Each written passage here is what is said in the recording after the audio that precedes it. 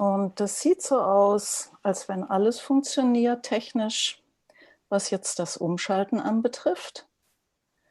Und damit sind wir auch jetzt parallel live auf YouTube. Jawohl. Da muss ich jetzt den Kanal ausschalten, und zwar den Ton. So. So. Das läuft jetzt auf YouTube. Und jetzt will ich gerade mal schauen.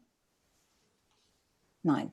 So, und das war also der erste Teil der technischen Vorstellung, der technischen Einleitung. Jetzt sind noch Teilnehmer da.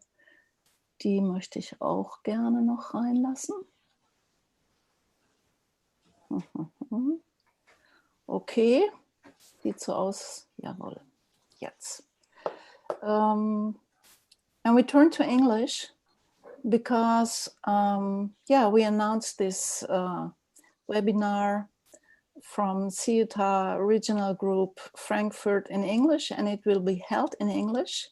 So we can invite also our colleagues from out of Germany. And they are still coming. I see Helen Spencer-Oti joining us. What a pleasure. And please. Jürgen Henze. Yeah, also. Okay, yeah.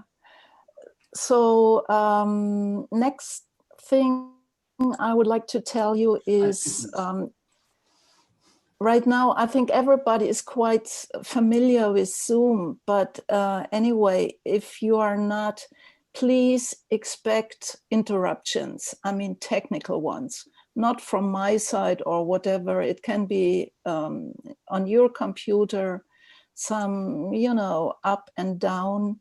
And don't take it as something really bad, because probably and normally it will turn to normal quite quickly. You are all unmuted, but if you have a question during the presentation of Nadine and Ulrich, please feel free to write that in the chat. And Rudy and me, we will together manage also the chat and bring these questions in while Nadine and Ulrich are presenting. And afterwards, in the open discussion, in our dialogue, we will unmute everybody and then ask you, please unmute yourself and stay mute when other people are talking, because this creates, I mean, if everybody is unmuted, this creates normally some noises which are not very helpful. I think that was it. And then I go to Rudy. Please, Rudy, introduce our guests. Okay, thank you. Hello, everybody. We are very pleased. Hear me? I have known Ulrich Kühnen for, I believe, 8 years or so, because we are both members of an advisory board for AFS Internationale Begegnungen in Hamburg. And I've always appreciated his way of talking about his scholarly things, because he's got this down-to-earth tone, which isn't always common among German professors. So I always appreciate the way he talks about it. And it's bad news for those of you who don't read German, but I can recommend his book, Tierisch kultiviert. I'm sure you'll be pleased to hear it, Uli. Tierisch kultiviert in English would be something like beastly cultivated. But I should add that beastly, tierisch, in German has exactly the opposite meaning too, meaning excellent, very good, actually. So he's playing with the double meaning of this word. And I can recommend the book because, again, it's meant for readers like me who have very little knowledge about findings of empirical psychology. And it's a very readable and enjoyable book. Just to give you a taste of it, one of the chapters is called How the Self Develops and How Culture Gets in Our Head.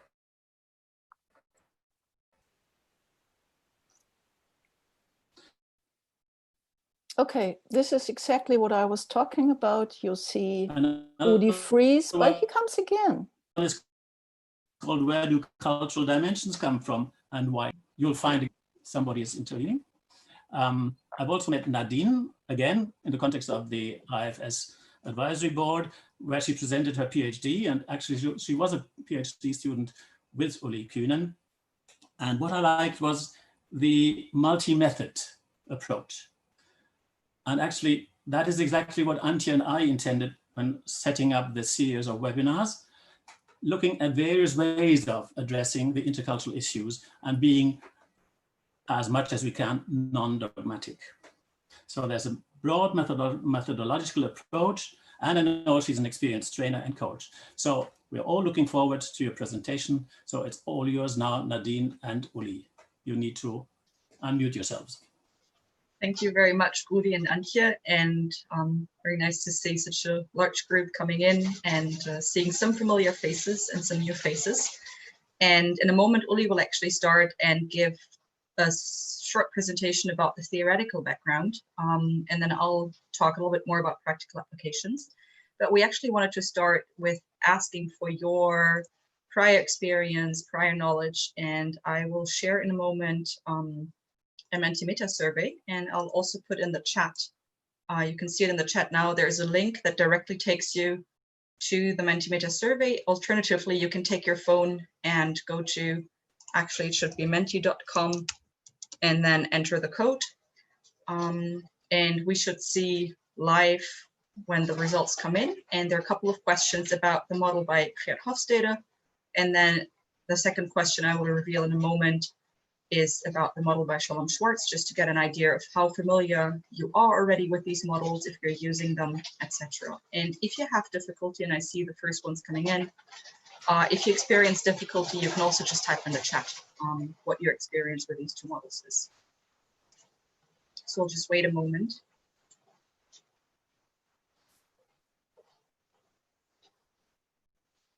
And I can see 5 people, 6 people have already answered. And so far, everybody knows the model, Geert Hofstede.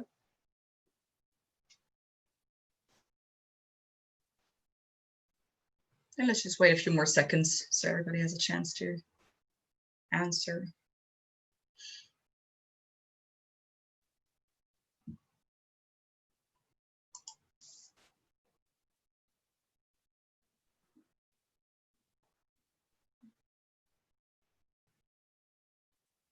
Okay, so if you see me looking to the, probably your right, your left, I don't know. It's because that's where my second screen with the results is. So by now we have received answers of 22 people, and we can see that the majority is quite familiar with the model. And then there seems to be a very mixed outcome about whether you use it in your work and how critical you feel about it. And at least in my experience, that reflects very well what I've experienced when talking to practitioners, that some use it a lot, others don't use it at all.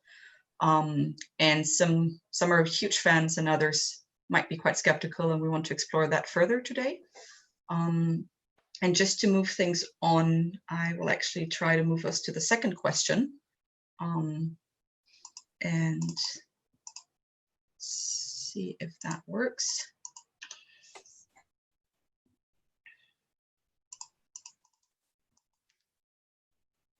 So now you should be able to see that worked.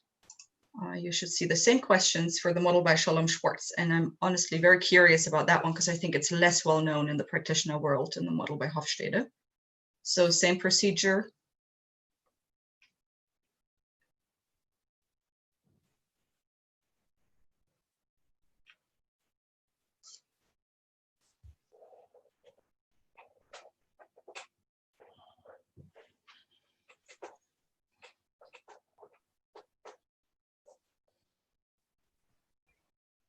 Okay, so we've already had about 20 people answering, and we can see a very different picture here.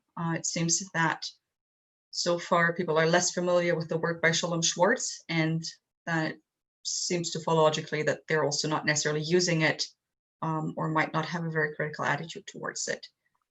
So we'll just wait another second or two, and then I'll hand over to Uli to actually enlighten us about what the work of Shalom Schwartz is and how it relates to what Geert Hofstede has done and what is similar or different about these two models? All right. I'll stop us here just to give Uli enough time to share his input. So I'll stop the screen share. Thanks you very much for being open to using Mentimeter and helping us to get a quick visual overview of how you feel about these two models and how well familiar you are with them. And Uli, the stage is yours. Yes, thanks very much. And hi, everybody, welcome. Yeah, that's an interesting result that you know Hofstede so well and Schwartz a little bit less. It's difficult for me to know what exactly you want to know, what you already know, and how much detail you are interested in. But let me share my screen, and then so if I can you see something? Can you see my presentation? Yes, you can. All right. So interrupt me at any time, any point in time, if you have questions or if you feel that what I'm saying is not relevant or whatever. When you have comments, please feel free to make them. Now, we would like to focus today on these two models, Hofstede and Schwartz, both of which are models of value dimensions along which cultures can be compared. We try to highlight both the benefits, the contributions of these models, but also their limits and their potential dangers even. Now, our starting proposition is this. We argue that a valid interpretation of the studies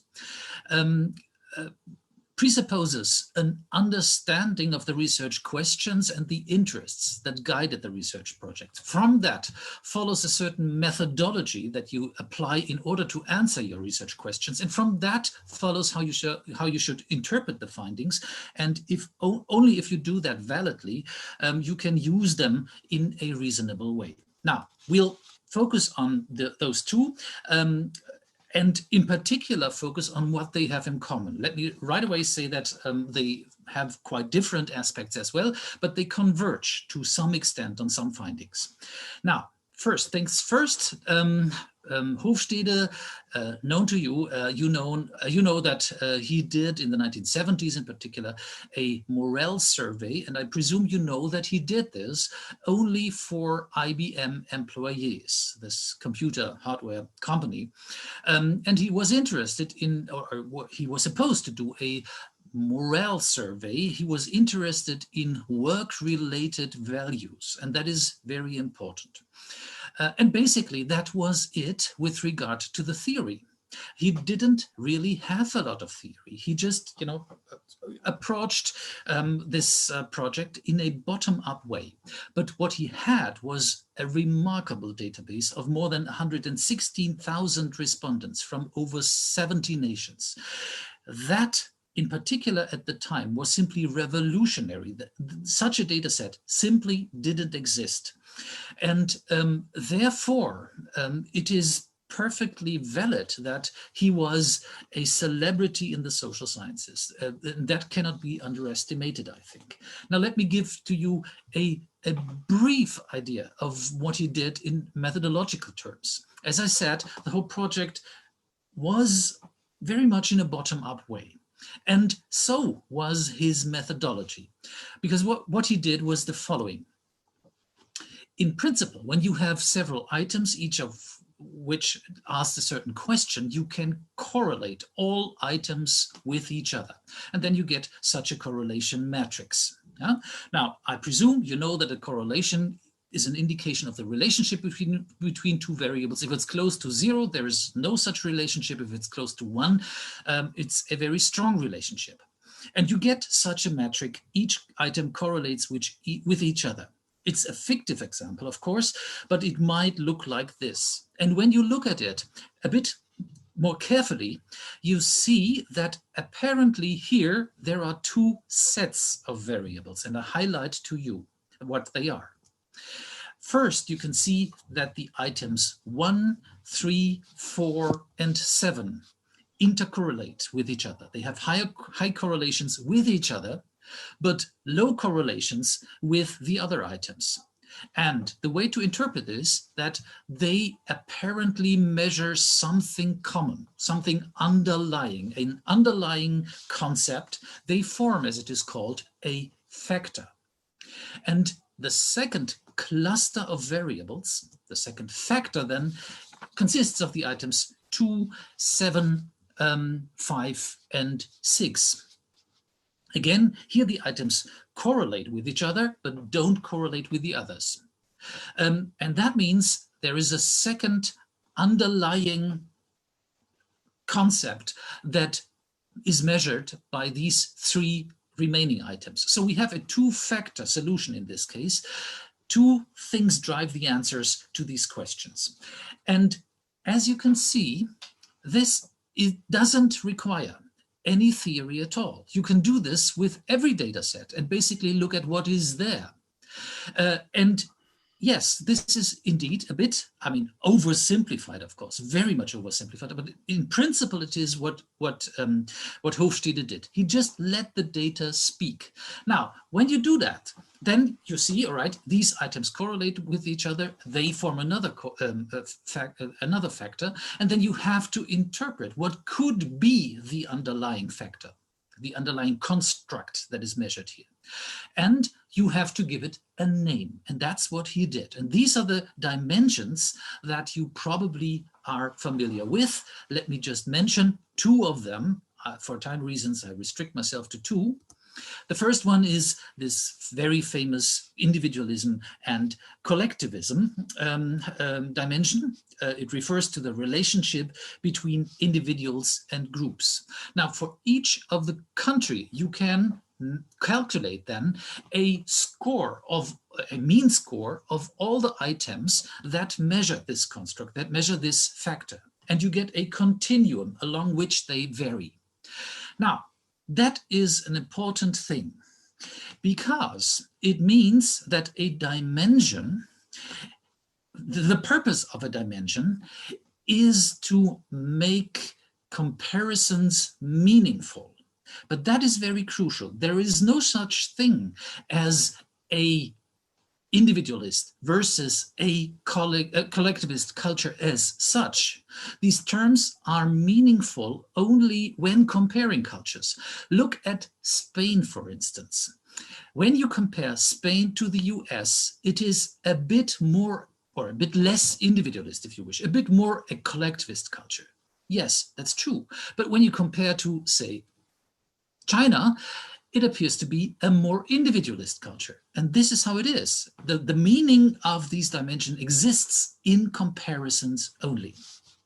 Now, the second dimension that emerged from this bottom-up process was power distance. By the way, these slides are taken from that website of Hofstede, where you can find detailed descriptions. Probably you have done that before. This second factor refers to the distribution of power, or put differently, to the degree of hierarchy in a society.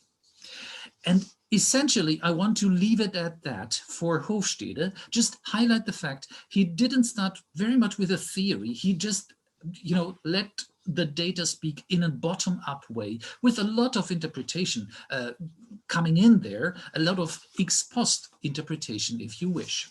Nevertheless, it became famous, and I think rightfully so. This was the interpretation of the first project that we wanted to look at, Hofstede. It was later confirmed, more or less, a bit extended, but confirmed in principle by the Globe study that some of you may know. But I leave it at that for the moment. Let's look at what Shalom Schwartz did. Very much differently did he start. He started with a general question, a theoretical question. What is the general structure of major important values? Is there a universal structure of important values that guide people's behavior across situation? This is the question, a theoretical and I think important question. Now, why is it important? Well, because According to him, values are desirable transsituation goals varying in importance that serve as guiding principles in people's behavior. So they determine or influence a lot of behavior. Now, it is more complicated than I can explain to you here, but at least on the societal level, and that is very crucial to distinguish a societal level from an individual level. On a societal level, Schwartz argued that cultures or societies must agree on three major issues to coordinate their living together. This is just a theoretical proposition. Nobody knows so far whether that's true. Yeah. But if it were only three major issues, that would be rather a contribution. Now, he argued the first issue that all societies have to answer or deal with, they are confronted with, is the relationship between the individual and the group, and that can be resolved either by stressing autonomy or embeddedness. The second issue he proposed is to guarantee responsible behavior that will preserve the social fabric. The issue can be dealt with in a more hierarchical way or in a more egalitarian way. So hierarchy versus egalitarianism is the second issue. And the third one is that we have to structure or define the relationship of humankind to the natural and social world. It needs to be regulated. One polar end of this respective dimension is called mastery, and that is juxtaposed by harmony. These were, so far it's still theory, yeah?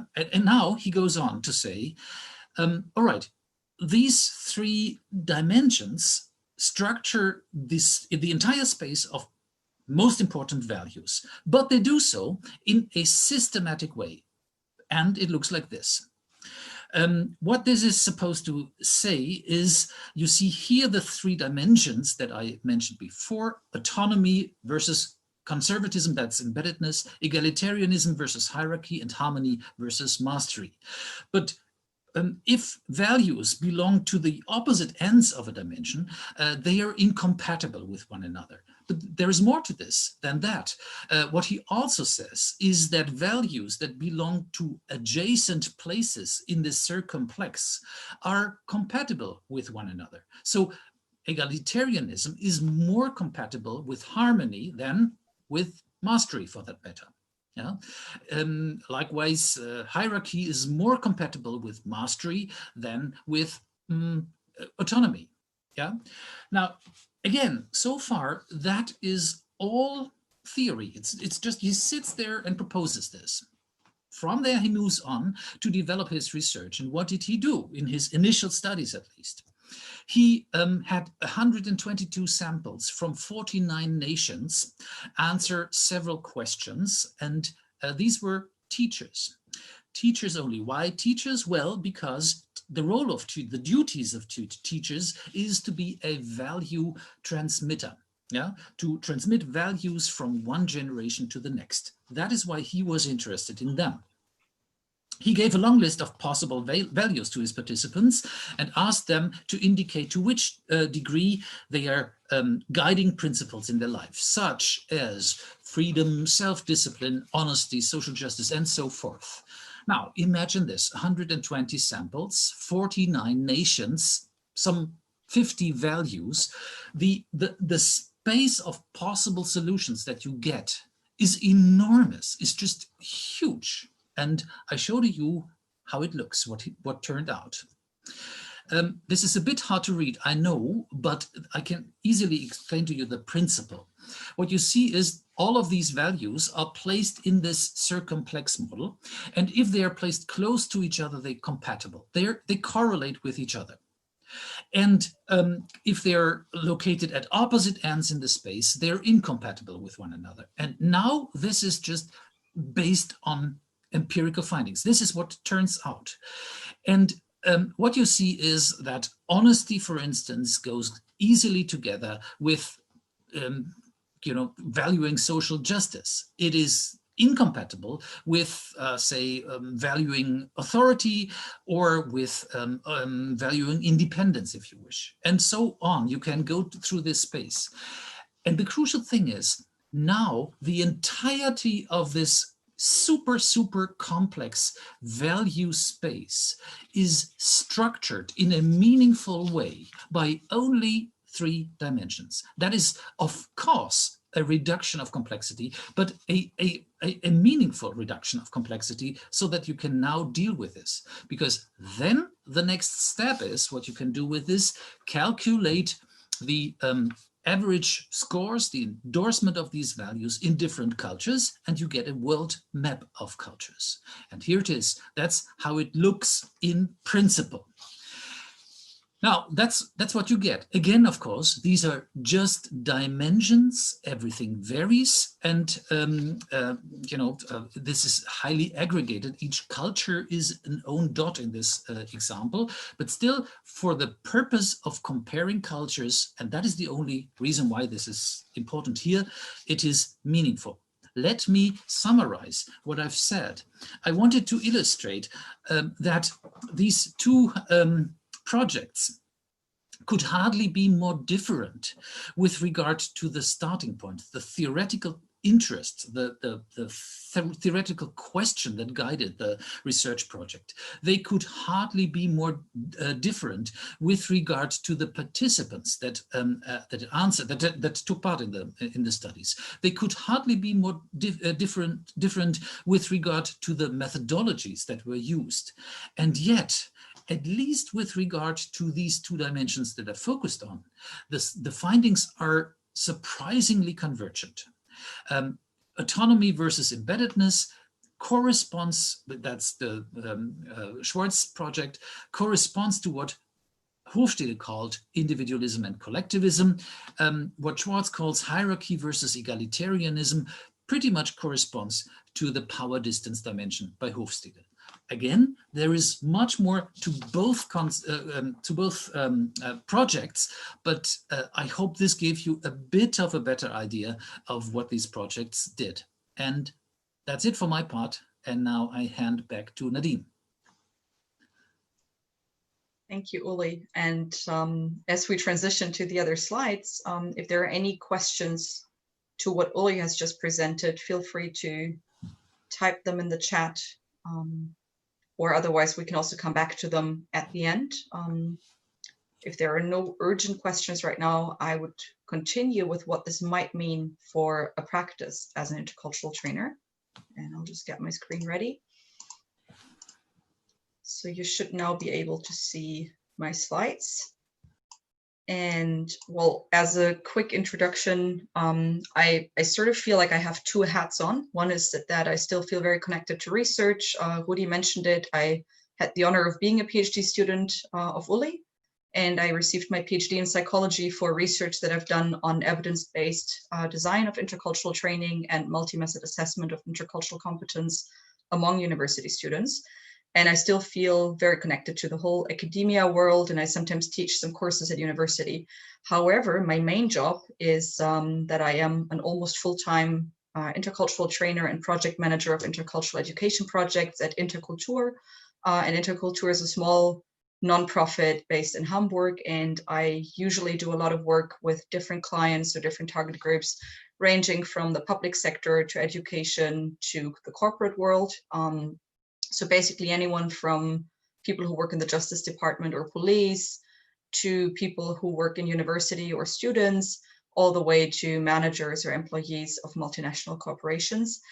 And currently, of course, all of that happens online. And what I try to do is to sort of summarize what I do across these different target groups in terms of how to use cultural value models like the one that Uli has just presented responsibly and adequately in intercultural training. And why do I say responsibly and adequately?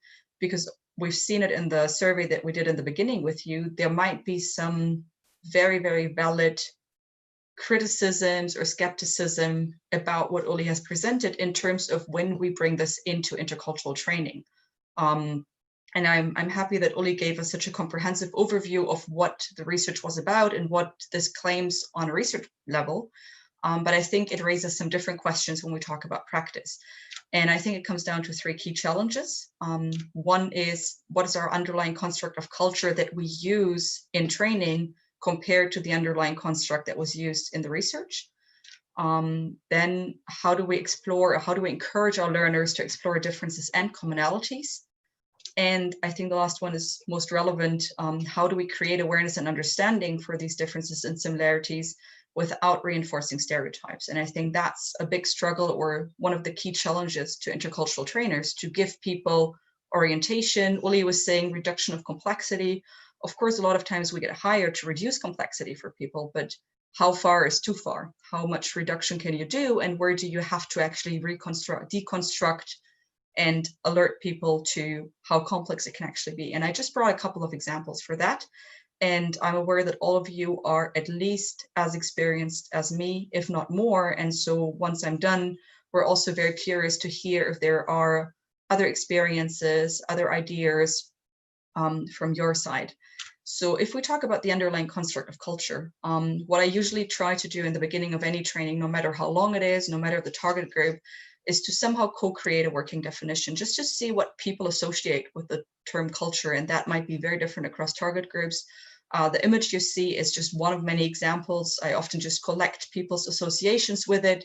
And then I also use some metaphors that are shown in the visuals, just to talk about, okay, what are different understandings of culture? That's just the first step. The much more important point is that I then try to encourage people to explore their own diverse set of identities or cultural context that they encounter. The image that you see on the slide is taken from a publication that Uli and I have done together with Zeitakademie for an online course, and it's based on the work by Stefanie Rathje, amongst others. It's also related to the fuzzy culture concept of Jürgen Bolton that some of you might know, but the idea that, of course, all of us belong to multiple cultural groups, especially if we take a broader definition of culture. And if we think about culture not only in terms of nationality, but also in terms of organizational culture, maybe the department culture, professional culture, the academic field, the region that I'm in, et cetera, et cetera. And so what I often do is to just give people some time to reflect on their own multiple identities, which later on helps people to discover commonalities and differences, but also to just brainstorm what are cultural contexts that they actually do encounter, just to create awareness for the idea that culture is more than nationality, and that some of what they experience might not have anything to do with nationality at all. And so the aim usually here is to just create sensitivity to a broader and fuzzy definition of culture, and to create awareness of complexity. And to create that in a somewhat simple way, we also often use this triangle that I'm sure a lot of you know or have used before, but to introduce very early on to people that, of course, if you hire me for an intercultural training, we will focus mainly on culture and cultural differences, cultural commonalities. However, any type of behavior that I observe in others and that I try to explain for myself is not only rooted in cultural explanations, but might have to do with personality or the role that people are in. And it might have a lot to do with situational factors that we have a tendency to overlook or to neglect. And so I usually put this up very early in a training, and I come back to it throughout the training at many, many time points, just to create awareness that we have a tendency to culturalize, especially if we're in intercultural training, where the entire time we talk about cultural differences or cultural models. So this is just something that is usually quite helpful, and I'll come back to it later with a specific example. So then how do we explore differences and commonalities? And this is something that Uli could have introduced as well, because it's part of how the research has been conducted. And this is just an example of how we use it in training. In face-to-face training, I would develop this on a flip chart or just, show it. But the idea is to create awareness for people that when we talk about cultural values, when we talk about cultural value models, we talk on a group level. So let's take individualism, collectivism, for example. If I say group culture A, the blue group, is more individualist, well, as Uli said, this only makes sense in comparison to a second group, which would be group B. And also we're comparing the average preference. So the majority of people in group A seems to have a more individualist tendency, group B more collectivist. However, if we look at individual data points, we see that individuals in each group might have a personal preference that is actually closer to the average of the other group. And I often do this with some storytelling or examples just to highlight to people that if we talk about these generalizations, they work on a group level, but not on an individual level. And again, this is something that I often come back to throughout the training. So that's more of the preparatory work. In terms of specific steps, what has, at least in my work, proven to be quite effective is to focus inwards first, especially in trainings where we get hired to, you know, explain to us how the Chinese work, or how the Indians work, the Russians or the Germans, and to actually break with people's expectations and say, okay, let's first take a look at ourselves, at yourself, and develop cultural self-awareness. And why this works very well is because for our own group, we're much more accepting that there is diversity. If I start to provoke people and go like, well, you know, what is your culture like? They will say, oh, but it's difficult. If I talk to a group that's mainly been socialized in Germany, they will say, well, but not all Germans are the same. The North is different from the South. East and West Germany are different. And that's a great way to start helping people transfer that to the outgroup. The outgroup is as diverse, is as heterogeneous, but we often have an assumption that the other group is very homogeneous. And so that's a great way to start deconstructing and helping people to understand that the same complexity that they experience in their own group is actually also the complexity of other groups. And then that paves the way to actually explore commonalities and differences with people in the second step. And where I would argue that given all the validity of the research that Uli has presented, I take a very pragmatic approach, and I mainly use the terminology, not so much the actual findings in terms of which country falls where, because on the one hand, we have to be very careful about what this data is representing. I mean, with Hofstede, the main criticism is that it's representing IBM employees, but not necessarily a group beyond that. For Schwartz, you would have to have the most recent data every time to be able to give a good picture. So what I usually do is to just use the terminology, because as Uli has shown, there's convergence. It seems that these factors actually help us to describe differences that we can observe. And so we use it to transfer it to people's own context. And what that looks like, I would like to show a couple of examples from trainings that I've done in the past. So the first is to actually not talk about how different cultures compare. In some trainings, you might see that people just go to the Hofstede website and create these graphs that compare Germany and China or Germany and Spain, and then just show that to people. But the question is, how much does that really tell people, and how useful is it in their daily work? So what I do instead is to either, well, if face-to-face training is possible, again, have them move around in the room, for example, or I've used this as a printout and given them these little figurines, and then every participant in the small group gets a figurine. And the idea is that they position themselves on each scale based on how they would describe their personal preference. And the idea is that this is just a way to get people started discussing about their personal preferences and comparing it to each other. And especially if you work with a real team, that's a lot more insightful for people than a theoretical comparison of two countries.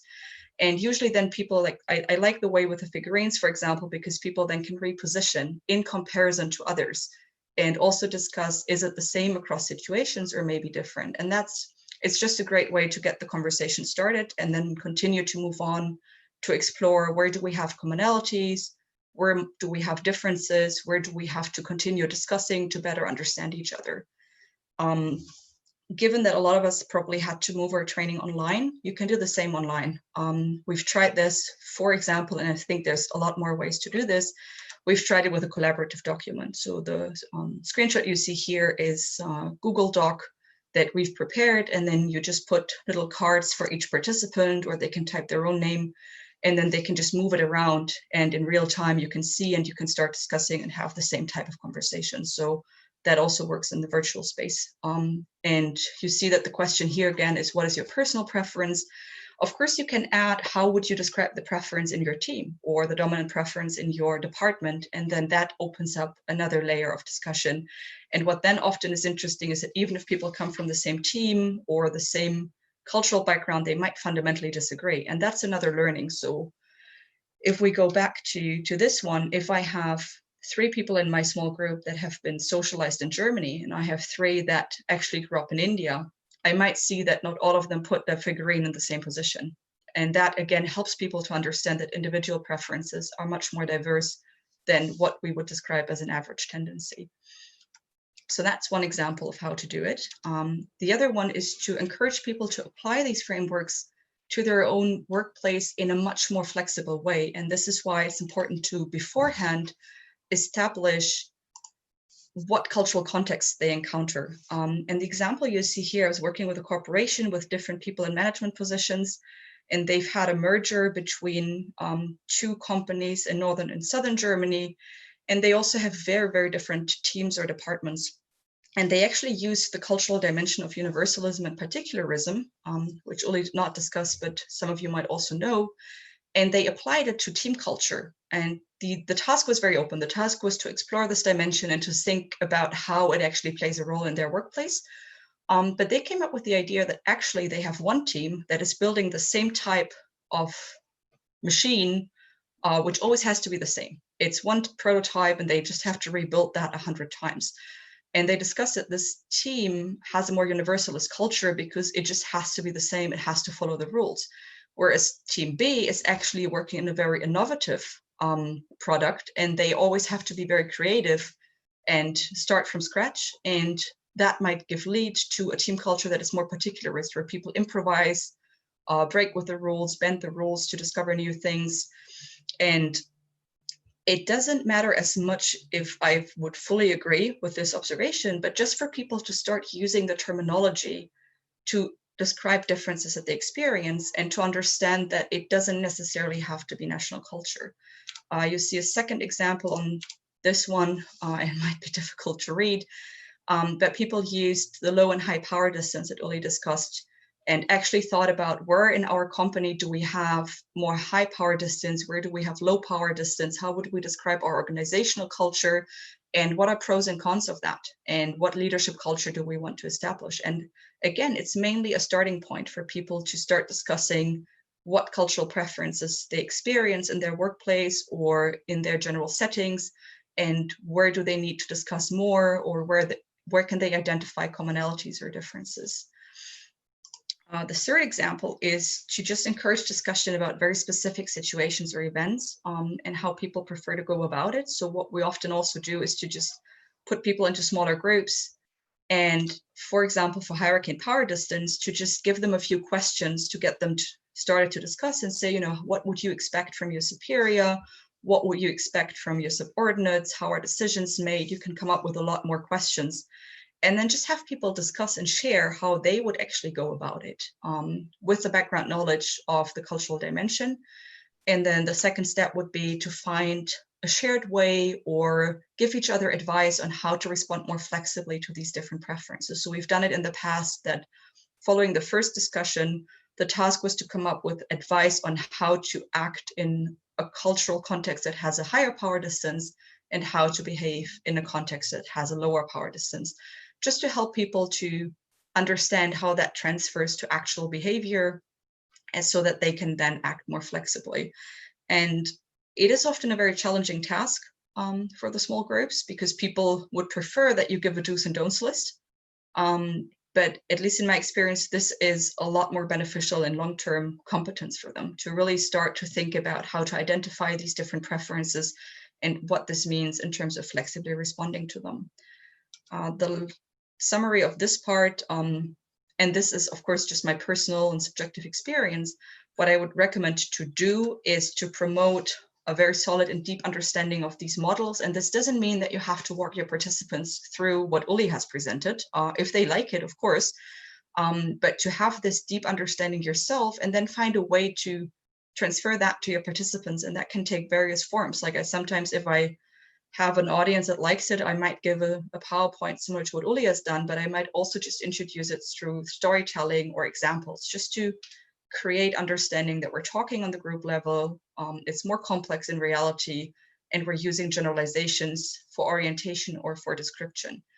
I would put a lot of emphasis on the reflection of personal preferences, and I would give people a lot of time to actually transfer this to the own groups that they're in or the cultural context that they are in and to their own experience. So I would put a lot more time on the reflection and the transfer just to make sure that people actually have something that they can apply afterwards.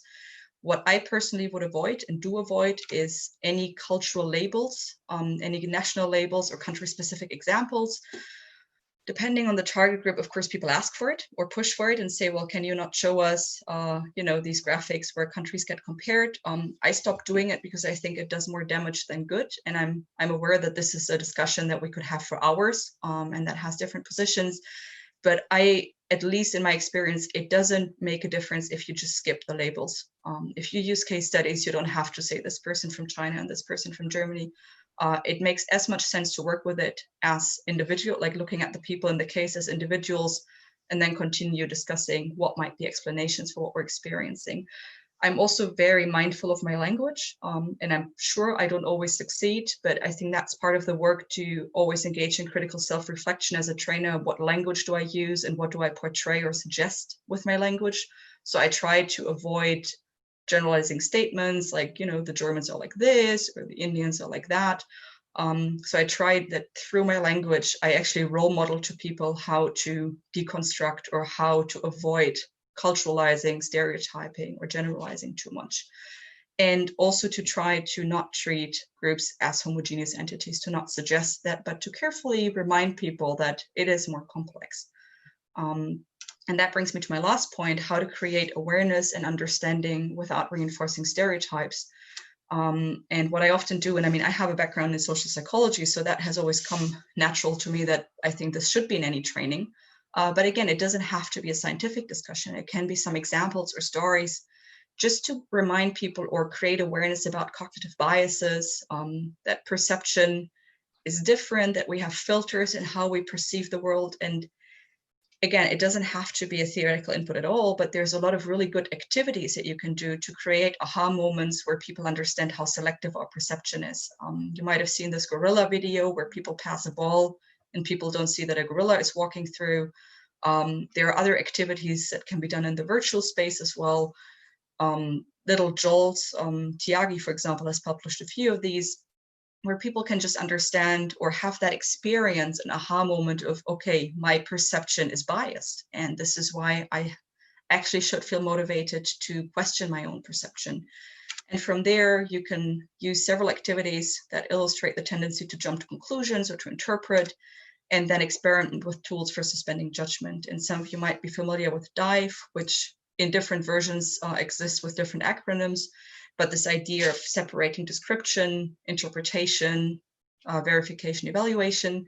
I also included a link below where AFS Intercultural Link has published something on these tools, because we don't have too much time to go in detail here. But this is just one of many tools that people can use to practice how to suspend judgment, how to question their own interpretation. And to conclude, the other way that I use this is with case studies. So as I said, without national labels, and this is where I bring the triangle back. And I ask people to come up with different explanations, not only on the cultural level, but on the personal and situational level as well. And that just helps people to avoid culturalizing and to broaden their perspective and to come up with, to practice cognitive flexibility, essentially, to try to find different perspectives of looking at the same case, and then take a more solution-oriented approach to say, okay, and now discuss what do you think is the most likely explanation and how would you go about solving it. And it's great what comes out of this. We purposefully use examples where people would feel that, okay, maybe there's a cultural reason, and then they realize, well, it might just be personal, and this might mean that I have to take a different solution. And the idea is not to discover the truth, which probably doesn't exist, but to just practice perspective taking and coming up with different solutions. So in summary, concerning the underlying construct of culture, I would always try to promote a very broad understanding of culture beyond national culture. In terms of exploring the differences and commonalities, encourage people to use the terminology as a shared vocabulary to describe their experience or observations without actually, assigning national labels to anything. And in terms of creating awareness without stereotyping, to try to offer people a good balance between orientation, but also highlighting complexity and the need to deconstruct. And that is the end of my input. And I hope that there were some useful examples or some new ideas. Yeah, that's all I had prepared for today. Great. So Thank you very much, Ulrich and Nadine. And now I think we could go to questions. So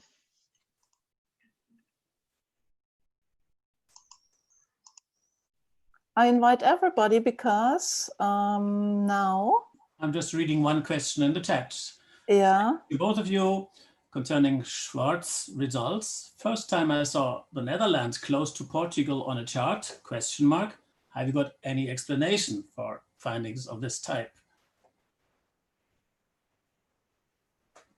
Well, actually, no, I don't know, to be honest. I don't know it in that detail. No, I don't know that. My answer would be that this is exactly the reason why I don't show these charts to participants, because they average on such a level that we can find 100 speculations of why these countries ended up next to each other. And I remember a couple of years back in a PhD colloquium organized by Jürgen Bolton, amongst others, there was a PhD student from India, and he replicated the original IBM study exclusively in India, comparing 4 different regions. So IBM is present in different regions, and he sort of redid the Hofstede study using data from India and comparing it at more of a regions within India level. And he could show that there's a huge discrepancy between the different regions. So some would score high on power distance, others would score lower on power distance. So the more you zoom in, the more complex it gets. And if you average all of this, India might end up at a position that doesn't really say much about the range of preferences that you have in a country that is as diverse and as big as India. And the same probably for any other country. But I found that a very good reminder that what we do with studies like Schwarz or Hofstede is to average on a national level. So we're zooming out and we get a bit of a blurry picture. And the more you zoom in, the more difficult it gets to actually compare on that macro level. Yeah, let me add to that. That is why, in principle, representative samples are, of course, desirable. They weren't included in either of the studies that I presented, but the Schwarz model has, since many years, been taken up by the European Social Survey, which is a general survey done every other year, if I'm not mistaken. And there is there's a questionnaire that's developed based on his model included. So we have data from representative samples from all European countries every other year, derived from that model. But still, let me use a metaphor that I learned when I got acquainted with these models. A famous cultural psychologist, Richard Nisbet, once said to me, using these dimensions is like grouping languages into families. You can identify Roman languages, Germanic languages, Slavic languages, and that to linguists is a meaningful categorization. You identify families and reduce the complexity in a helpful way.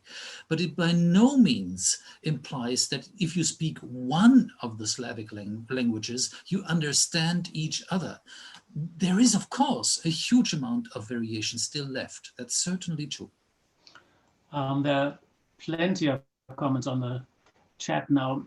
I would like to read first one posted by Helen, and still referring to theoretical level. Schwarz distinguishes between societal level and individual level conceptualizations. Wouldn't the individual level set of cultural values be more useful for training than the societal level? Yes, probably that's true, and that is a valid point. I focused on the cultural level distinction. The individual level distinction is kind of derived from that, but yes. I mean, I wanted to highlight the convergence between the two projects.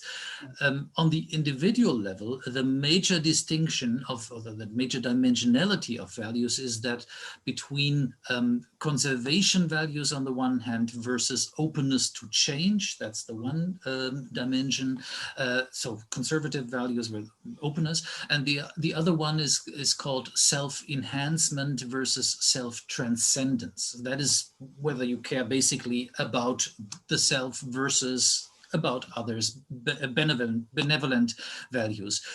So there is also some similarity, and to what extent there is a homomorphy between the value dimensionality on the individual level versus the cultural level is a long debate, I have to say. I just, for reasons of time, I focused on this one comparison. Yeah. There are several practical questions which we might come to in a few minutes. If I understood the two presentations correctly, please correct me if I'm wrong. Nadine uses the set of values and reduces it to the individual level, referring to the participants in her training, and avoids national figures, giving national figures, because she fears that leads to stereotypes.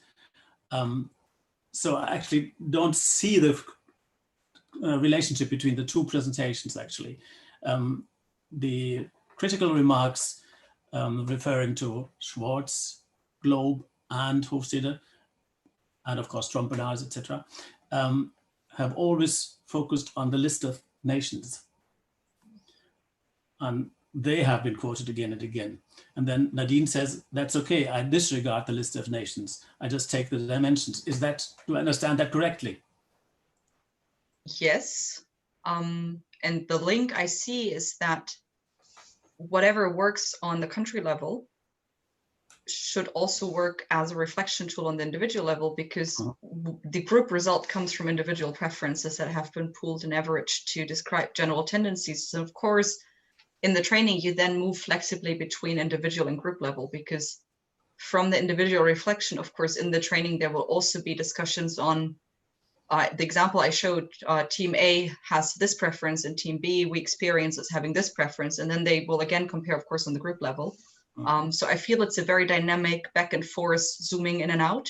And I think that's something that Jürgen Bolton has also suggested as in regard to training, because it helps to balance what I feel is one of the core challenges or dilemmas as a trainer, that people come to you looking for guidance and simple answers. That's what they pay you for. And well, we often know that the picture is more complex, and you have to find a good balance between creating awareness of the complexity while also making sure that your participants feel that they learned something that they can use. I mean, you can also deconstruct so much that people feel unable to act at all. And so I think there's a very, very tricky balance between the zooming in and out. Yes, and may I add, I am not a trainer. I never train people, right? But what Nadine and I are doing each year is we organize an intercultural trainer academy, that is a Train the Trainer Academy. And there is my role, in all modesty. Yes, there I bring in some theoretical, grounding, but really meant in this way, as Nadine mentioned before, not in the sense that what I convey there can directly be applied by the trainers there, but this is a background, and it provides them, well, if you put it in German, it's more catchy, with, wir geben Konzepte und nicht Rezepte, concepts and not recipes, and that is the goal, what we do. One thing I would like to encourage also participants now, because some people are leaving, maybe because of another CUTAR event, which is now going on a European level. And if you want to say something, you can unmute yourself right now.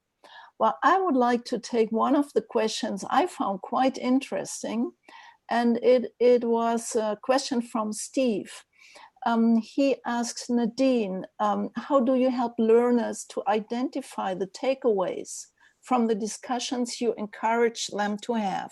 And I think this is very much linked to the discussion we have now, because what I experience as a process knowledge is sometimes difficult to, put into little packages and to say, this is it. So what is your solution, Nadine? Well, first of all, and I think that's an ongoing development for myself, is to understand that I have no control, or I have little control over what people take away. Of course, I have an idea of what I would like them to understand. And of course, I have an idea of what I think would lead to increased competence. but I see myself moving more and more to activities where I give something like the framework and I leave it to the group and the individuals to see how it makes sense in their own context. In the sense that I mentioned, I work with very, very different target groups, and I don't know what their job looks like. I feel very privileged that I get glimpses into their work, but I don't know how exactly it relates. And if I manage that people leave and say, okay, I'll remember the triangle and I remember the curve and that it's not applicable on the individual level, that's what I want. And I will keep repeating the message. I mean, this is where I just try to keep reminding people and have it visually present in the room or in the virtual space, just to make sure that people are very much exposed to these two frameworks. But beyond that, it is also up to them to see how it makes sense for them. If they want to apply it to the societal level, if they want to apply it on a team level. And I just try to offer a lot of hopefully good questions that encourage reflection or examples to take them to a different direction. But in the end, of course, it's very difficult to control what people take out. And I usually do any round, I mean, probably all of us, but do any round of closing where I ask people, what are they taking with them? But yeah, I'm often surprised. Sometimes it is what I was hoping they would take away, and sometimes it's something I haven't even thought about that is hopefully relevant and meaningful for them. There's one last question to that, Nadine, which I have. When do you have the feeling this was a successful training? What is the indication for you? It's an excellent question. I think there are several. Sometimes you can visibly see aha moments for people, and I think that's very rewarding. If there has been some sort of, shaking the mental categories or ideas that we've had, to shake that up a little bit. Often it is if people get uncomfortable, which might sound wrong, and I had to get comfortable with that and myself. But I mean, if we want to really deconstruct our biases, if we want to deconstruct our prejudice, it means that throughout the training, people will not always love me and will not always love what I'm pushing them to do. So if there is a certain level of discomfort that leads to a good discussion afterwards and to recreating meaning together, that's usually very rewarding, even if it doesn't feel too comfortable in the very moment. And usually if people have the sense that the time was worth spent and they have gained some insight that helps them to interact better in the future. I mean, in the end, it always comes down to the topic of communication and perception, in my view. And if people feel that they have a bit better understanding of this, and I often work with groups that have had zero exposure to psychology or basics of, how perception and communication work. If they leave with a bit better understanding of that, then it's usually already And maybe to add, I know I take a lot of time, but it's a very good question. But to add, I often work with groups that are very resistant to the very topic, who might have very prejudiced ideas, who were forced to attend the training and are not particularly keen on interacting with what they construct as the other. If they leave if they don't leave early, and if they leave and say, well, actually, maybe it's interesting to interact with people who I construct as being culturally different, then that's a great reward. And then, of course, it's beginning of their journey, but I think that's already a very big learning for them to become curious. Yeah. Thank you. I hand it over to Rudi. Henningsson raised his hand. Yeah. Thank you. This is Amsterdam. Interesting to me is, I would say, okay, if you don't want to deconstruct, I would say, okay, then we turn to communication, because how do we indeed increase competence in terms of communication to connect to the other and not work from stereotypes? Interesting to me is what you're saying, Nadine, that you say, well, to what extent do I need to provide solutions? So how do your customers feel about that? I mean, are you asked again? Because obviously your customers want you to solve at least part of their problem. Thank you. That's an excellent question. I think that's another of the big challenges that we confront as trainers, that there's a fine balance between delivering what I feel comfortable in terms of my own ethics, and satisfying the client to a degree that they would book you again, because of course they will find someone who does, you know, a 2 hours do's and don'ts. They will find people who do that. They will find people who do that for less money than I do. And so, yes, I do get rebooked a lot, fortunately. And I take that as a success. But no, I mean, there's always a risk of losing certain clients. What I think it comes a lot to what a senior colleague of mine once described as educating your client. And what this means is that if people approach us as a company, for example, I often experience this in the corporate sector, if they approach us, and we've had that last year with a big company, and they said, well, we have our headquarters in Germany, but we have a lot of colleagues from India, from different subsidiaries. Can you come in and can you do a training on Germany and India? And that's where the discussion starts. And I said, well, we could, but here is why we recommend a slightly different approach. And I try to explain very well of how in the long run, giving them culture general tools will be much more beneficial, because actually the team does not only consist of Germans and Indians, but it consists of Indian by passport, but having lived in 10 different countries before. It consists of people from completely different regions in the world. It consists of Germans who grew up in the region and never traveled. It consists of Germans who've been living abroad. It's a huge mix. And so we try to explain to the customer, well, this is what we can offer. And we try to give you tools that you can apply, but they might be a little bit different from what you expect.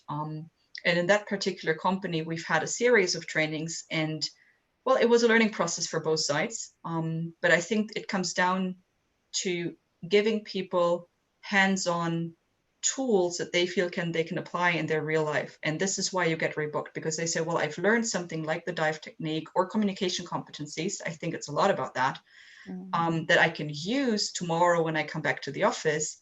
I can see an improvement. And well, actually, maybe this trainer was right, that this is what I needed. And I think sometimes it's also like I'm not sure if I'm pronouncing it correctly, but the Trojan horse, that you say, yeah, we're coming in to do Germany, India. And then surprise, I will explain to you in the first 1 hour why we're not doing Germany, India in the way that you expected it. But yeah, I mean, it's brave, and it might fail eventually for some clients, but for me, I've decided that I'm okay with that, because that to me seems more comfortable than sort of neglecting my own ethics or how I feel about it. But it's a tricky balance, definitely. Yeah, thank you, Nadine. Thank you. There's one question by Vedi, I believe, referring again to Hofstede and Schwartz. Do you agree that the results show that Hofstede's model is better explained by the macroeconomic variables, while the Schwartz model is better accounted for by macro-social variables? I'm not sure whether that can be answered. So the idea is that Hofstede is better explained by macroeconomics and Schwartz better by what? Macro-social variables. Maybe the question comes from a person, can be posed by the person yes, himself. Still in the room, perhaps he can ask the question himself. Actually, I'm not sure. I'm not sure. I don't know. This is super complex, I think. Certainly, societal affluence, macroeconomical development, how should we say that? Economic development has an impact on value orientations, but that is by no means the only predictor. But I mean, in the end, that would then be a historical question. What came first, economic development or some kind of socio-cultural orientation?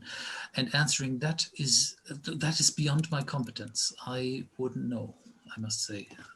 I wouldn't dare to answer that. Mm-hmm. There's another question directed at Nadine. Nadine, does that mean that your trainings are aimed at raising intercultural awareness rather than developing intercultural competence? Yes, and it depends on the group. I mean, like, these are two different learning goals, and it depends on where people are in their own learning process. So if I have a group that is very resistant to the very idea of cultural diversity, it is about creating awareness first. And if I only get half a day or a day, that's as much as I can do, hopefully. I mean, then I try to be very realistic about what can be achieved in that amount of time. And if there are a few aha moments, that's already great. If I have more time, or the group has a more positive view to begin with, or has already started the learning journey, then it might be more competence focused. And in an ideal world, this would be a, longer than a one-time training instance. And we very rarely get the opportunity to do that. But I mean, it depends a lot on realizing where people are at in their own learning journey, and to see what they need to move sort of, a step further. And the actual trainings that I do, cultural values is just one segment of it. And today that was our focus, but usually there's a huge section on communication and communication skills, where then it's a lot more about building competencies in terms of listening and communicating. Or there's actually a whole section on, what different strategies can I choose if I have to bridge differences, and then we practice that, or there might be a simulation. So that is just one part of a bigger training. Mm-hmm. Yeah, great. I just can add, I have now such a series of seminars where people are 4 hours together, and it's only about cognitive biases. And they enjoy it. I mean, raising the awareness for them is a goal in itself. They haven't even thought about that before, that they could have that. I mean, yeah, just to add that to you. Maybe if I can add, I see that there are also a couple of questions or comments in the chat, that of course what I described today is if you do culture general training, or intercultural awareness. Of course, I also do occasionally get asked to do cultural orientation or cultural briefing, for example, for expats that come to Germany. And then the training looks different, but also there, we've developed a lot of tools and techniques to avoid simplifying it too much. So for Germany, for example, we have developed our own training tool that's called Culture Bags, and it's a way to explore with different objects and quotes and stuff, to explore cultural standards that Sylvia Schroll-Machel writes about in her book, and then to use that to start the discussion and to say, okay, to what extent is that helpful to orient yourself, but also why is it not the whole answer? And then we usually include a huge segment on historical influences to make people understand that how this is historically influenced and how it might be changing over time and how dynamic this actually is. So, but that would be a different topic, of course. Mm-hmm. Yeah, thank you so much. Up to now, I really would encourage people to unmute themselves and ask their questions, if there are any, because I don't see right now which question we haven't answered. There is Jan who is asking the participants to have different expectations than the client, and how do you deal with this challenge? But I think that was answered in a way. Yes, if and there I think if there is no question, may I ask a question? Yeah. We cannot do this, and I don't know, but I would rather be interested in whether after this presentation, you would answer the questions that Nadine has started with differently than before. Did this presentation, in other words, change your opinion about these models? Anybody volunteering? I'm sorry. I have no problem to volunteer. Very short answer. Feel very relieved to use Hofstede again, because now I see a way how I can make it applicable also to the participants without going into this discussion of stereotypes. And I find it very intelligent to start on the personal level. Mm-hmm. That's a very good solution for me, as I see it. But I would like to invite others to comment on that. Nancy raised his hand. Yeah.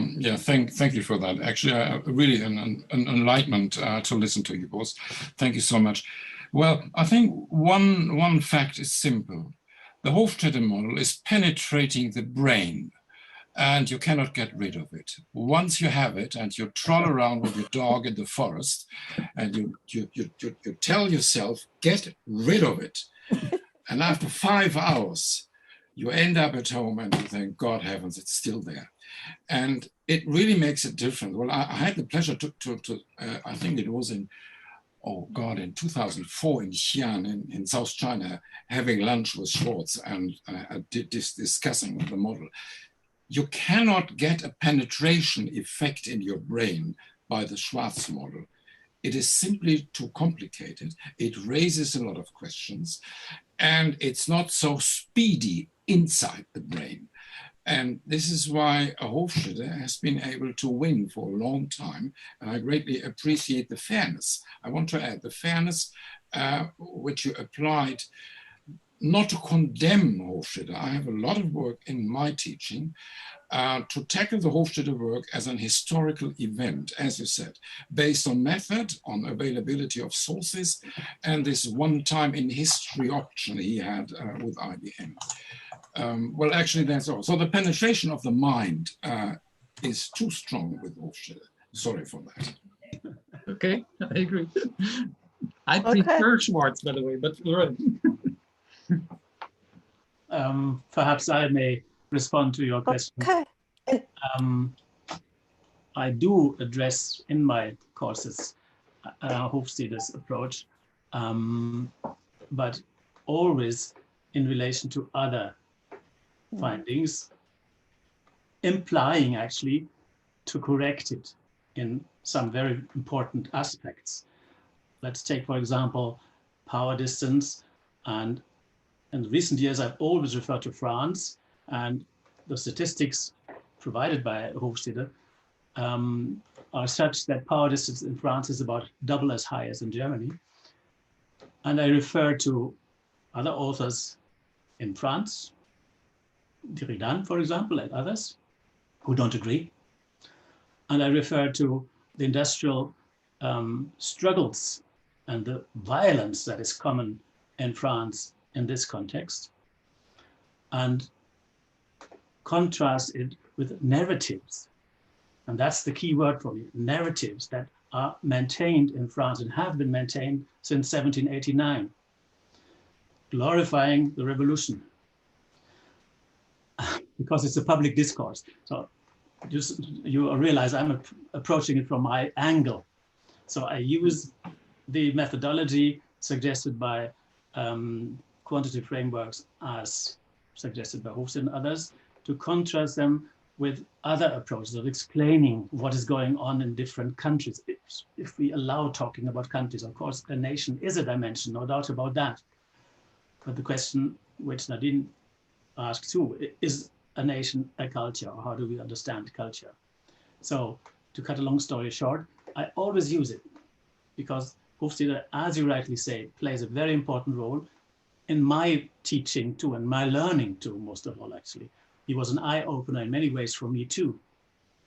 But I'm now at a distance actually to him. So I always treat him in comparison to others. But it's very helpful the way you presented him, because it acknowledges his achievements, undoubtedly. And if I may add, Rudi, to what you said, I saw in the chat that some people were commenting that, you know, use models like the one by Hofstede, use it as a tool, and as a trainer, what you do is to use it a lot more pragmatically. Yes. And I think that at the same time, that presupposes that we as a trainer have a very, very deep and solid understanding of these models. And what I know about these models and what Uli has presented is great background knowledge to actually enable you to flexibly and pragmatically use it in a training. But for that, you need a very good understanding, and you have to have time to reflect on it yourself and how you feel about it and how you can actually boil it down to something that's useful for your participants. Yes, I agree. Yes. Yeah. And differences in uncertainty avoidance. The question is, are there differences between nations or not within nations? Yes, and a lot boils down to what Henning has written in the chat. We always meet people and never cultures. That is absolutely true. That's true, indeed, yes. Yes, I think we might, unless there are other comments and questions to ask, we might come to a conclusion, because we intend to continue along these lines. And Jürgen Henze, who is here labeled as Paul Henze, for reasons unknown, will be one of our future presenters, and myself too. And my title will be The Missing Link, discussing the language-culture connection, and perhaps using the focusing in metaphor, which you use, Nadine, which Jürgen Bolton uses, and all this. And I will refer to what the Council of Europe is contributing to this discussion. So we'll be continuing along these lines. And as I said at the beginning, Antje's and my approach was being non-dogmatic. I have a tendency of being dogmatic, I must admit. I always know that I'm right. But this time we allow other opinions to have their say too. And I feel, saying from my point of view, I profit very much from these various contributions. So thank you very much. Yeah. I think it's time to say goodbye. Yes, and we usually thank our presenters by waving. Yeah. Thank you. Thanks for your interest so and much. for all your contributions. Yes, thank you both very much. That was great. Thanks all for joining. Yeah. And thanks for having us. Yeah. Okay. Goodbye. Goodbye. We stay for a moment? Yes, we stay for a moment. I ask the others, you know, to understand that we want just for 2 or 3 minutes to talk.